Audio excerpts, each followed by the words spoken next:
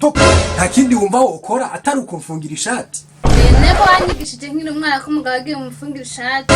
Urumva nawe ubikora kubera babikubwiye. N'ubundi ko mbona tubanye nabi nta kundi nobigira. Hano ufise ubwoba ko ushobora kuyifunga sishiki yonje. Hodi. Isanga. Ni sawa. Sawa. Karibu. Murakoze. Mbe vyakumenga vyarahindutse ribi. Byarahindutse. Mananiza byarahindutse. Ariko narongoye nabi baraye. Umuntu wese aje umubwira ko tutabanye neza. Nabibona jewe umva n'ibintu tubona kuko nibuka igihe mutaragira mariage mutarabana. Mwaraje ushire posting amafoto kuri WhatsApp kuri status tukabibona ariko uva mu banire nta bikibaho kuva mu gire mariage. Ku status ya WhatsApp buri kuri abantu bakundanye n'abadakundanye. Inteko kumuragize kumuragize kuri WhatsApp nabira bankabibona shaka jya karagahararo kwe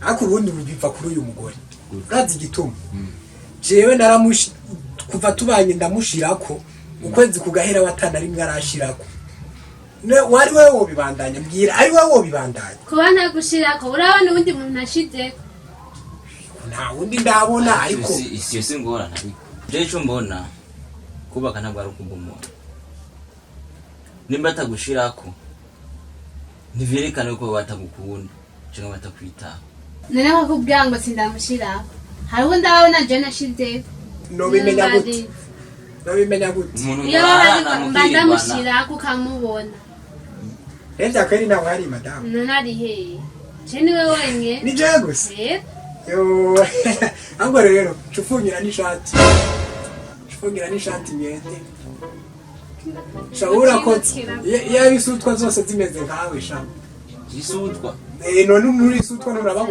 urabaguzwa kuri WhatsApp ibintu by'abandi fungira shashe riki nigire ku kazi